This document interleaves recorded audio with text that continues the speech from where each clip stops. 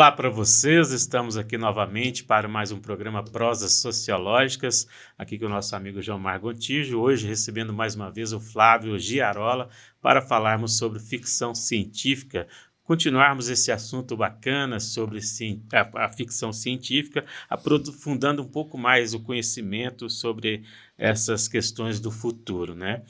Flávio, você trouxe nos outros programas reflexões muito interessantes, mas a gente precisa também falar um pouco sobre essas preocupações, os medos que, querendo ou não, surgiram principalmente pós-Segunda Guerra Mundial, principalmente com a questão da bomba atômica, que gerou uma preocupação futura, né, em relação a essas questões.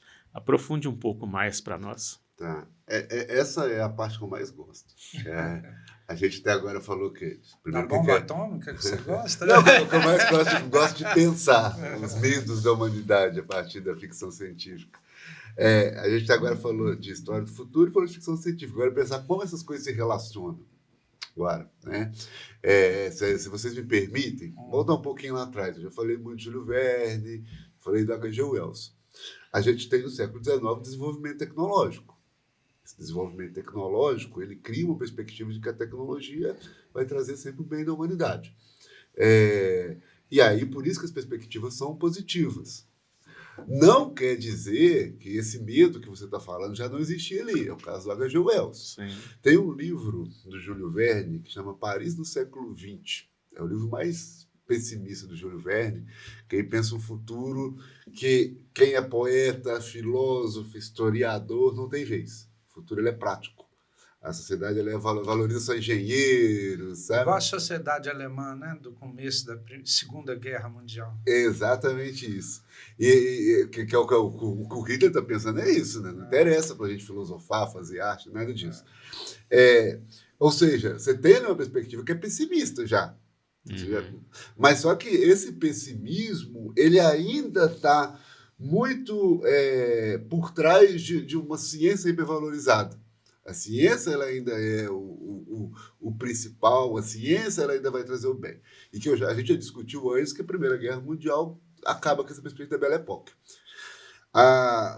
Os medos que a gente vai ter nesse período entre guerras é o medo do crescimento de um Estado tão forte que esse Estado pode controlar a gente. Que também a gente já falou na última edição, que é o Nórdio, 74, Admirava o Mundo Novo, que a ciência serve para o autoritarismo. A ciência vai desenvolver, mas ela vai desenvolver com o objetivo, vai virar uma ferramenta do autoritarismo. E a gente tem a guerra. Só te cortar, desculpa, eu lembrei aí, você falou aí do Big Brother, eu lembrei da China vigiando os cidadãos, a ciência controlando e o autoritarismo ali, uma ditadura e tal. E que não é só a China, né? É verdade. Também essas big techs hoje, sabe? Sabe tudo da nossa vida, né? Sabe tudo da nossa vida. A gente não pode falar alguma coisa que o nosso celular já começa a anunciar propaganda. Se não me engano, foi na guerra do Irã agora, que eles tiveram que proibir não vou me lembrar o nome agora, mas tiveram que proibir uma empresa dos Estados Unidos que trabalhava com a internet, porque ela estava revelando dados. Estava passando dados, passando informação, servindo como espião. Para os Estados Unidos. Os Estados Unidos. Até mesmo a inteligência artificial hoje, porque quando você entra e faz alguma pesquisa e pergunta, está tudo lá nos arquivos dela. E até mesmo se você cadastra algum e-mail, algum contato seu, ela tem toda a informação sua. Na hora que vocês publicarem isso daqui, eles já vão pegar lá no YouTube alguma coisa para depois colocar. Para fazer esse enredo aqui, ó. Os Big Data. Vou dar um exemplo. Para fazer esse enredo aqui, lógico, eu também uso inteligência artificial. Acho que a inteligência artificial serve como ferramenta, não pode substituir. Né? E aí, essa parte da nossa fala aqui é um artigo que eu já tenho, publicado. Eu só cheguei para a inteligência artificial e falei assim, que me dá um resumo do meu artigo. Ela já sabia que era um artigo, eu fui lá para os coelhos e resumiu para mim. É um meio de buscar informação, como na internet, no Google e outras plataformas, que você vai extrair essas informações para poder trabalhar. Mas o problema é só quando ela usa isso como se fosse dela, né? Exatamente. Mas o pior é que quando você dá um aceite lá, na hora que você cadastra o seu e-mail, você já está aceitando, passando todos os dados para ela. Pois é. Que a gente nem lê. Mas aí voltando, a gente estava lá na Segunda Guerra Mundial, né? Isso. Aí depois da Segunda Guerra Mundial, a gente tem a Guerra Fria. E primeiro os Estados Unidos, já no período da Guerra Fria, joga as bombas no Japão. Tem tipo assim, um ultimato para a União Soviética, olha o que a gente tem aqui.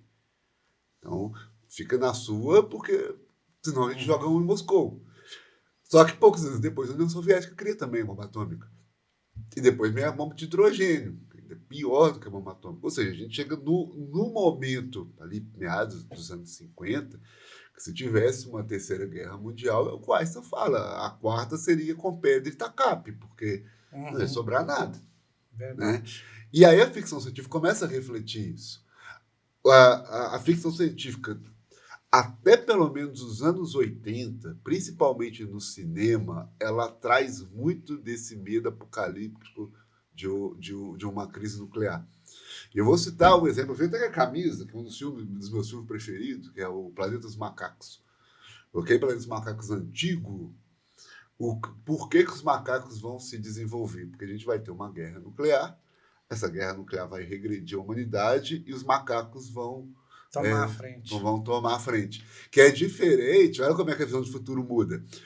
A nova franquia do Planeta dos Macacos já não cabe mais para a gente uma guerra nuclear.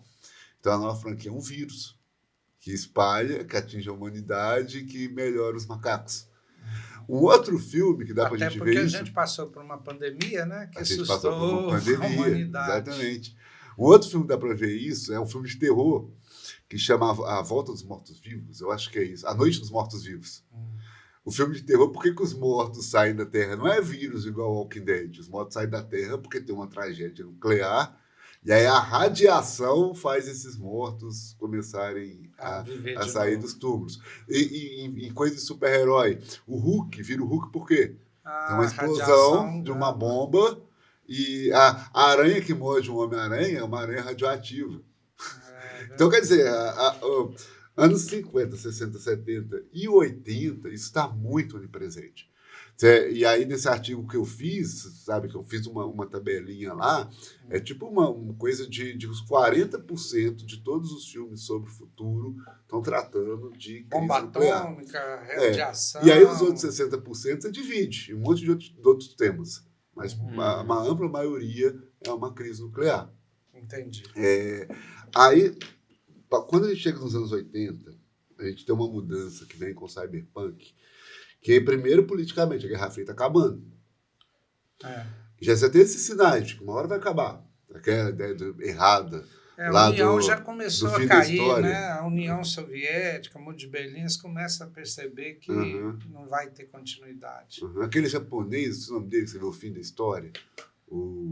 Sei quem que é, mas esqueci o nome livro que mostrou-se completamente descabido, mas que é a ideia de, tipo, acabou a Guerra Fria, o capitalismo venceu. E aí o que a gente vai ter, ao mesmo tempo, a ascensão da robótica, da informática, e aí os filmes vão ganhar um teor mais dramático com relação à tecnologia. É o caso, o exemplo clássico, Terminador do Futuro. A Skynet, que é lá do futuro, ela traz o quê? Ela é uma ameaça para a humanidade, porque os robôs dominaram. Há uma consciência das máquinas e elas vão acabar com a humanidade. Exatamente, a gente vai perder para as máquinas, não tem jeito. Então, Matrix também é assim. O Matrix traz isso. Então, o cenário dos anos 90, ele é um cenário que ele é mais diversificado. Você ainda tem algumas perspectivas de apocalipse nuclear, mas o que vai predominar é a perspectiva do robô dominando a humanidade. Então, aquele robô que lá atrás, lembra do Star Trek que pensava o robô que vai servir pra gente? Agora o robô não vai servir mais. Esqueci de falar, a Guerra Fria também tem isso, né? Viagem espacial.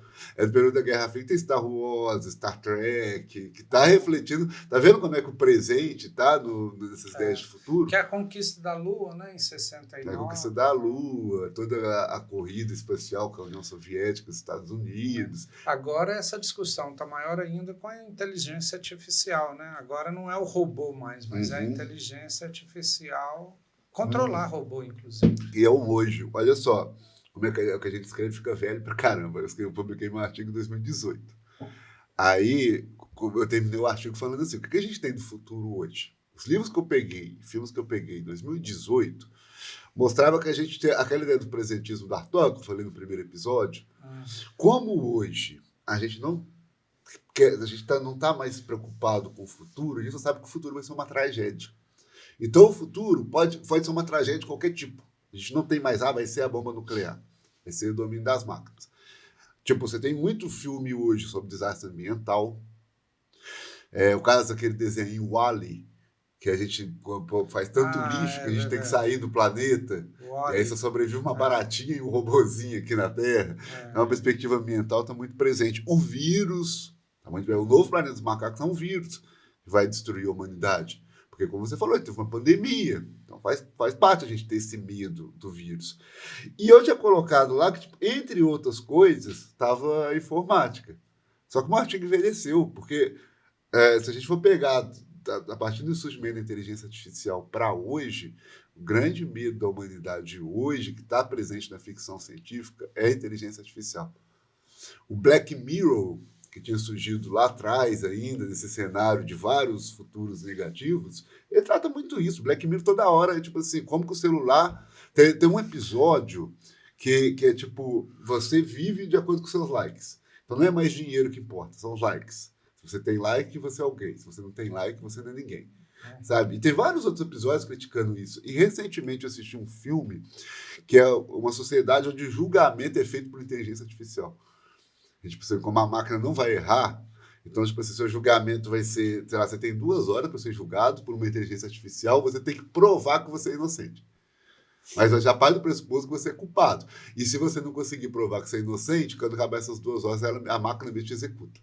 Eu vi um filme assim, Minority Report. Minority Report, que Tom também... Cruise. E era assim, ele punia a pessoa e matava a pessoa antes de realizar um crime. Ele previa o futuro, né? Exatamente, é uma loucura. Que ele fala, se ele não realizou ainda, ele não é culpado, mas ele vai realizar. E essa questão da inteligência artificial, não só no sentido do computador, para a gente pensar na robótica principalmente, no meio automobilístico, os carros hoje, por exemplo, já virou isso. Lá atrás, a ficção científica já mostrava filmes com ideias de que o carro andava sozinho, que os aviões voavam sozinhos, e hoje já está acontecendo isso, né? Então, a gente percebe que esse medo ainda acontece pela questão não de dominar o mundo, mas de perder seu espaço. Principalmente na questão de trabalho, né? Muitas pessoas perdendo o trabalho justamente porque o robô hoje está tomando lugar. E aí eu vou emendar a pergunta dele, o comentário dele, que é o seguinte, para a gente finalizar o programa de hoje, está já dando nosso tempo, que é o seguinte, você falou aí, né, lá que no Frankenstein tinha algumas questões éticas, né? A bioética surge ali, a ética da ciência surge ali. E hoje, com a inteligência artificial, o que algum desses da ficção científica fala da ética da inteligência artificial? Por exemplo, como ele falou, um carro entre atropelar uma pessoa e evitar um acidente que destrua o próprio carro, né? Então, parece que já houve um caso aí que o carro bateu e se destruiu e salvou uma pessoa. Quer dizer, como é que fica essa questão da ética nessas ficções científicas? O que você pode falar para nós, bem? Como eu já tinha falado com vocês, a ficção científica tem trazido uma perspectiva muito negativa. Então, geralmente, quando ela traz hoje, é como era lá no Frankenstein mesmo, que não tinha ética, né? O Dr. Frankenstein não tinha ética nenhuma. Os filmes trazem muito isso, de que, né, no final vai dar errado. No final a gente vai ficar sem emprego. No final a inteligência artificial vai dominar tudo, até seu julgamento. Até se você for preso, vai dominar a saúde, o robô vai dominar tudo e vai sobrar nada para a humanidade. Então, mas eu acho que a ficção científica faz isso até mesmo como se fosse um alerta. A ficção científica teve sempre esse espaço de servir como um alerta. Então, além de ser uma arte, de eu fazer um filme sobre o futuro, tipo lá da Guerra Fria, falando de guerra nuclear, mas não era só para ser um filme sobre o futuro. Não é só porque eu tenho medo disso, mas é para alertar também, onde a gente pode chegar. Então, hoje, quando a gente está falando de inteligência artificial e a gente pensar que um grande medo da humanidade hoje seja esse avanço sem fronteiras da inteligência artificial, é como se a ficção científica falasse, olha, a gente tem que parar e pensar que não é voltar para trás, não é acabar com a ciência, mas refletir como que essa ciência tem que ter alguns limites, que se ela não tiver limite, o nosso futuro vai ser uma tragédia, não vai sobrar espaço para o homem. Né? E isso é uma coisa que ninguém pensou, nem Marx, nem o Marx não conseguia pensar que a gente teria uma inteligência artificial hoje. Então, quer dizer, aquela teoria da luta de classes, do fim do capitalismo através da luta de classes, sabe onde que ela se insere dentro do cenário onde não vai sobrar nem classe, porque vai ser só máquina. Muito bem, Flávio. Nós agradecemos mais uma vez a participação aqui no Prosas Sociológicas, ao Jomar também por mais este momento. A todos vocês que nos assistem, nós vamos encerrar esse episódio e voltamos novamente num novo momento com o Flávio para a gente conversar também mais assuntos sobre ficção científica. Um abraço, até lá. Eu gostaria de agora, Flávio, semana que vem, você falasse para a gente sobre o Brasil. Vamos inserir o Brasil aí? Como é que tá as questões brasileiras? E lembrando que esse programa é um oferecimento do GEEC, Grupo Educação, Ética e Cidadania.